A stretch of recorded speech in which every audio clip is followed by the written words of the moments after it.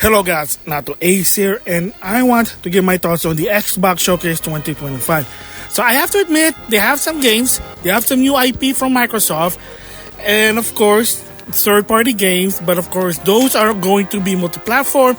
And yet, if you did notice the showcase, there were barely a Switch 2 logo, but don't be worried about it. Chances are it's going to be on the Switch 2, just be patient about it. So with that said, I'm going to give my thoughts on the stuff that I was interested in and some surprises that they revealed. First of all, the Rog XBox. Yeah, so this is sort of their pseudo-portable machine. But there's a catch. It does not play your physical collection because it doesn't really make sense. So you might say, well, what about digital? Based on what they said, it doesn't really sound like that you can't. What really is that if you have Game Pass, you can play the game from Game Pass. You can play them via iCloud. And to some extent, if you have any games that's on Xbox PC, then you can play it on the ROG. But of course, they did mention something new that moving forward, they're trying to change their business because, their console's not selling. That's why it doesn't really make sense raising the price, but Microsoft's Microsoft. And that, whether you like or not, I know Nintendo's doing it, now Microsoft's doing it. Some of their first-party games are now $80. It is what it is, but like I said before, do not worry to some extent. Unless you really, really want to play the game so much, wait, it will go down in price. Like I said, a lot of third-party games that were $70 are now under $20, and I did talk about that in a different video. Yes, the ROG Xbox is not really a fully portable console. It's not like the Switch 2, but it's an alternative. It is what it is. I mean, I did talk about it 2 years ago about the PlayStation Portable. It can only play remote play, and via PlayStation Premium, you can play all the games on Plus via streaming, and it sort of worked. I tried it. I mean, here's a surprise. Some of the showcases in my main channel are based on PlayStation Plus stream, but that'll be a different story there. And of course, during the ROG Xbox presentation, Sarah Bond also announced that Silk Song, yes, that's game, a sequel to Hollow Knight. Silk Song will actually going to be in 2025. No date yet, but it's going to be this year. So that's finally people can relax because that's something that they've been wanting. What's going on, what's with the delay, but there you go. So yeah, so Silk Song is the sequel to Hollow Knight. Move from there is, I'm surprised they did a 3D version of this, and that is Super Meat Boy 3D. If you ever play Super Meat Boy, it's basically a run action trial and error. The idea is to get to point A to point B without getting hurt. If you do, you die because you're like a walking meat.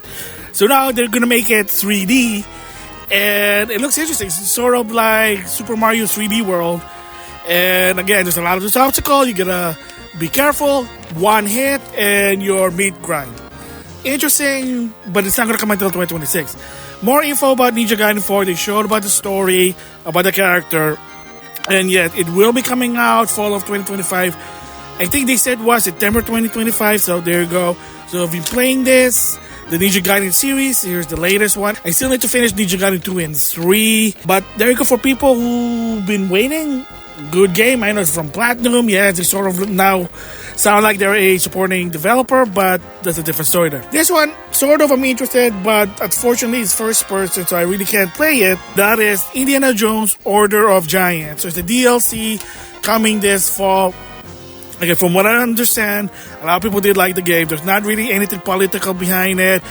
I know because of the people behind it, they look political to some extent, but what's the word that people always say? You can't judge the book by its cover. So relax about that. But, some people, they just need to grow up. Moving from that one is something from Game Freaks. Yeah, they did talk about it before. Microsoft kind of showed some sort of still images of the game. And they finally revealed that's going to come out in 2026 from Game Freaks. Yeah, the developer of Pokemon. Again, you got to make a note. Game Freaks are just developers. They're not a second-party developer. They're just a developer. They mostly do Pokemon game, yes, but they have done other than Pokemon game. Again, from other console, Tembo, the Badass Elephant. And then, of course, on the 3DS, they did Harmony Knight. There was even Giga Rex. So, yes, Game Freaks does game beside Pokemon. And the argument, oh, how come they can't do it with the Pokemon game, but they can do it with Beast of Reincarnation? First of all, Beast of Reincarnation is on the PlayStation 5 and Series XS. Pokemon Scarlet and Violet is on the Switch. Think about that. Two different power. So, a certain YouTubers like still whining about it. Hello, different console, apples and oranges. Okay.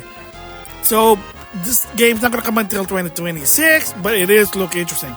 And then, Xbox exclusive, hopefully not in the long run, based on the popular anime, Solo Leveling Arise Override. I don't know if it's a free-to-play game or it's a paid game, but it is just sort of a action Dark Soul game to some extent, but it is based on the popular anime. A friend of mine watched it, he did like it, so we'll see what it is. I think it's not going to come until 2026.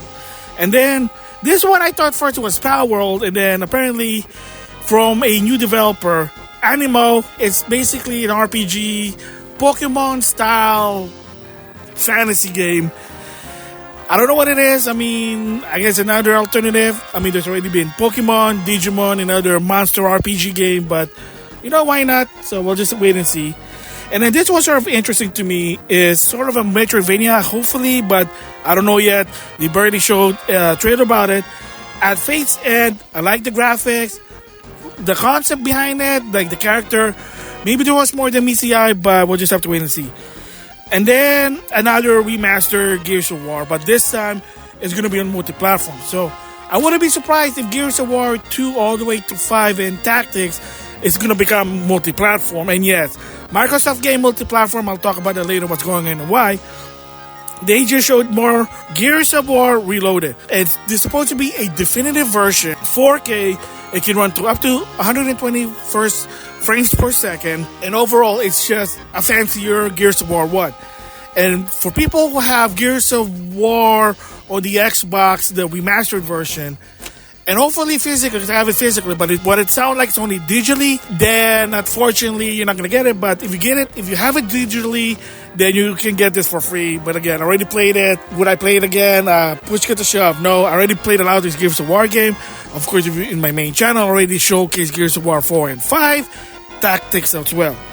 And then this one, the rumors are true. A lot of the voice actors were disappointed they're not going to reprise the role. And that is Persona 4 Remake, or what they call it, Persona 4 Revival. It's going to be multi-platform. Yes, Microsoft owns the marketing rights to the Persona game. Whether you like it or not, it is what it is. Doesn't matter. Marketing's marketing. For me, I'm going to probably buy it for the PlayStation 5, get my trophy. But I already have the Vita version. Very significant game because it's popular. And yeah, there is sort of the remastered version already out. Now it's going to be a remake version. Very popular game. Yes, unfortunately, a lot of the voice actors not going to reprise the role for the remake. But again, it is what it is. Sounds like it's going to come out in 2026. And then this was interesting. From the developer who did Killer Instinct, formerly known as Helix, now they have a new company, Quarter Up. They introduced a fighting game based on Amazon's popular series, which is based on a comic, Invincible versus, so it's a 3-on-3 tag battle.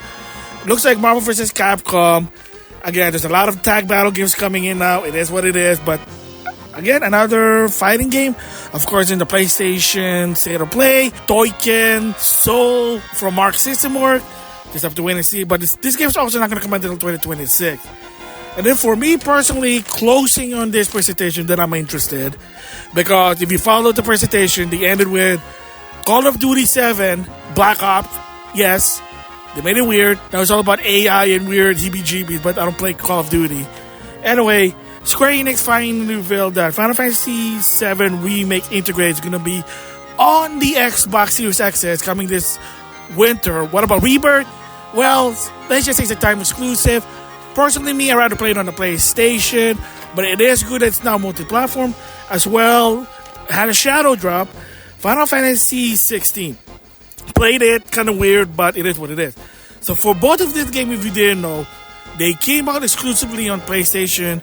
Later on, it was on Epic Game Store, Steam, and of course, the first part of the trilogy for Final Fantasy VII Remake is going to be on the Xbox and on the Switch too. And then, of course, now Final Fantasy 16 is now also on the Xbox. So yes, what happened in the beginning was They thought it would sell because it kind of makes sense. Final Fantasy VII and PlayStation. Remember, the original one was a PlayStation exclusive at the beginning. So they tried to kind of recreate that. Didn't really work. That's why they created the Reboot and Awaken, because a lot of this game didn't really sell. But it's not because the games are bad. It's that not everyone's going to be paying $500+ on a console just to play this game. That's an equivalent to, if you really want to play SNK game in 2005 during the PS2 era, you got to buy an Xbox. Yeah, nobody's going to do that because that's bullshit. It was the same here to a point that I did talk about it, that Square Enix shareholders, some of them left because they just didn't believe in the company. That's why now they're doing ports and remaster to some extent. Yeah, there is going to be a new game, Kingdom Hearts 4. And of course, Dragon Quest 1 and 2 HD 2D coming out. Square Enix has to go this route because they tried the PlayStation route. Didn't really work. It is what it is. So before I close it, it's also the new thing what Microsoft is doing. So like I said before, they're more focused on Game Pass, Play Anywhere. I mean, it's not bad. Game Pass, again, I don't mind Game Pass. It is what it is. An option, the way to play it, rather than just buy one game for $60. Why not just pay a monthly fee and have a lot of variety, just Netflix? Just me personally, I know some people don't like that, but potato. And then the new thing now they're doing, it sounds like they're going to make it mandatory because of the Xbox ROG. And that is, moving forward, a lot of this game are now going to be mandatory Play Anywhere.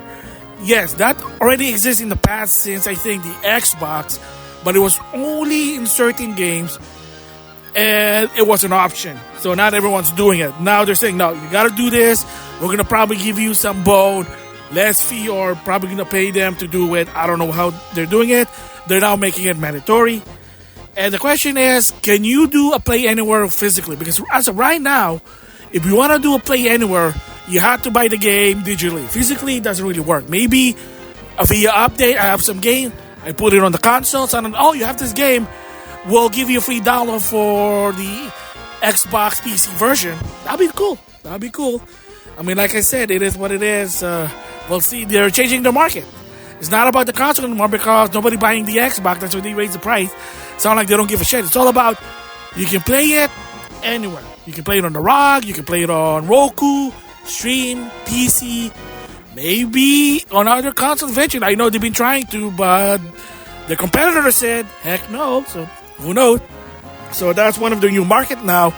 Moving forward is mandatory doing Playing Anywhere. It is what it is. And as for the game being very expensive, again, unless you want to play it as soon as possible, like Mario Kart World I get, a lot of people did, be patient.